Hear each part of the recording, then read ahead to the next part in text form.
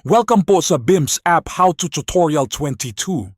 Sa video na ito, sisimulan natin ang payroll management module ng BIMS app. Ang unang section na pag-aaralan natin ay ang work hours definition. Ang work hours definition ay ginagamit para mag-set ng standard work schedules ng barangay personnel. Dito dinidefine ang time in, break duration, and time out ng bawat work shift. Mahalaga ito dahil ang work hours ang magiging basis ng attendance automation and payroll computation. Una, mula sa BEM's main dashboard, buksan ang payroll management tile. Pagbukas ng payroll management page, makikita natin ang different payroll sections tulad ng daily time record, work hours definition, payroll, deductions, loan payments, loan, personnel, and work days definition. Para sa tutorial na ito, i-click natin ang work hours definition. Pagbukas ng section, makikita ang listahan ng existing work shifts. Sa table, makikita ang work hours ID, shift type, time in, break duration, time out, and actions. For example, may mga shift tulad ng day shift, first shift, or third shift, depende sa setup ng barangay. Ang time in ang official start time ng shift. Ang break duration naman ay ang number of minutes na break time tulad ng lunch break or rest period. Ang time out ang official end time ng shift. Kung kailangan gumawa ng bagong work schedule, i-click ang Add Work Hours button.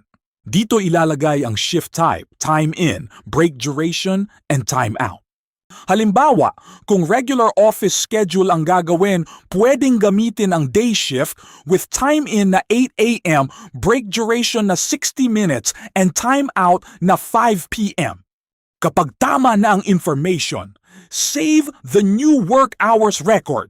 Kung may existing schedule na kailangan baguhin, gamitin ang edit work hours action.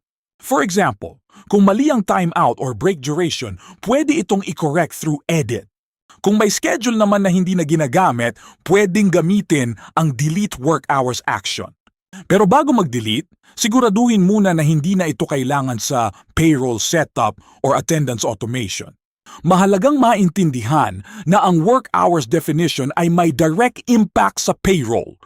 Ginagamit ito ng automate timekeeping sa daily time record or DTR. Ito rin ang nagde-determine ng regular working hours ng personnel. At dahil connected ito sa attendance and timekeeping, nakakaapekto rin ito sa overtime computation. Kaya kung mali ang work hour setup, maaaring magresulta ito sa wrong payroll computation. For example, kung mali ang time in, time out, or break duration, maaaring mali rin ang computed regular hours or overtime hours. That is why before using attendance automation, dapat siguraduhin muna na tama ang work schedules. Kung may iba-ibang working schedule ang barangay personnel, pwedeng gumawa ng separate shifts for different personnel groups. Halimbawa, isang schedule for regular office personnel, another schedule for shifting personnel, and another schedule for special duty assignments. Sa right side or help context, makikita ang explanation ng work hours definition. Dito sinasabi na this section defines standard work schedules, specifies time in, break duration, and time out, and serves as basis for attendance automation and payroll computation.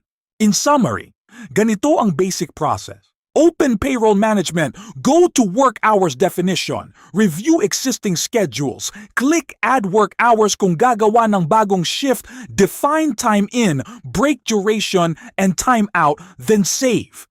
Kung may correction, use edit.